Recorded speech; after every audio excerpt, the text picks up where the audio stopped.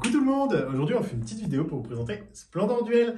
Donc du coup le concept de Splendor Duel, donc comme son grand frère, ça va être de développer en fait votre empire de la joaillerie à travers donc du coup différentes cartes que vous allez pouvoir récupérer en fait au fur et à mesure de la partie. Donc grosso modo la trame de Splendor Duel, c'est qu'à votre tour de jeu vous allez pouvoir 3 actions possibles, actions obligatoires. Ça va être, vous allez pouvoir donc du coup récupérer des gemmes, et donc du coup comparé au Splendor où vous choisissez simplement dans les piles, vous allez choisir en fait de prendre 1, 2 à 3 gemmes qui vont se suivre, et donc du coup orthogonalement ou en diagonale, mais vous pouvez pas, par exemple à partir du moment où il va manquer une gemme à un endroit, faire 1, 2 et 3, il faut vraiment qu'elle soit continue. Ces gemmes forcément je vais les accumuler, et ces 10 gemmes vont me permettre en fait de acheter des cartes. Donc par exemple, si je souhaite, donc du coup, deuxième action possible à votre tour de jeu, acheter cette carte-là, donc du coup, elle va me coûter 2 bleus, 2 verts, et en la récupérant, je vais récupérer un rubis qui va équivaloir comme une réduction pour mes prochains achats. En sachant que dans Splendor Duel, vous avez des petits pouvoirs en fait qui vont se rajouter ici, qui vont avoir un effet en fait quand vous allez acheter la carte en immédiat. Donc vous allez avoir des effets qui vont vous permettre de récupérer des gemmes supplémentaires, des effets qui vont vous permettre de jouer des tours supplémentaires, de voler des gemmes aux autres joueurs. Donc c'est assez interactif, enfin même plus interactif que Splendor classique. Troisième action possible, réserver une carte en récupérant un jeton d'or.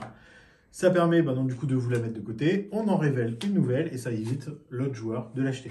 Il y a un super petit système de privilèges qui va être, donc du coup, si je suis premier joueur, le deuxième joueur va commencer avec un privilège, et ces privilèges en fait vont nous permettre de soit récupérer des jetons en plus au moment où on va en avoir besoin, de remélanger le sac en offrant du coup le privilège à l'autre joueur, ou alors récupérer les petites perles en fait qu'il va y avoir sur le plateau. 3 façons de gagner la partie. Soit j'arrive à atteindre 20 points de victoire. Les points de victoire, on va les avoir via ici les petites cartes qu'on va avoir, ou alors sur les doubles qu'on va avoir au niveau du haut du plateau. Soit avoir 10 couronnes. Donc ça, c'est pareil, les couronnes, on va les récupérer via les cartes qu'on va avoir ici. Ça va nous permettre aussi de récupérer les 10 doubles, il faut qu'on en a 3 et 6.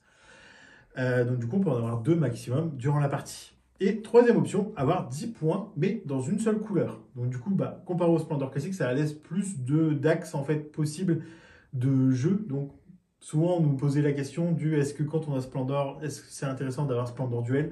Oui, si vous jouez souvent à 2, parce que clairement, il renouvelle très bien le jeu dans le concept des actions qui ont des effets immédiats, sur le concept des privilèges, parce qu'il faut vachement réfléchir. Mine de rien, on va vouloir à un moment donné faire quelque chose, mais si l'autre joueur utilise son privilège au bon moment, récupère les gemmes, ça peut vraiment retourner la partie en fait à un moment qui est inopiné pour nous. Et puis surtout les 3 axes de scoring différents.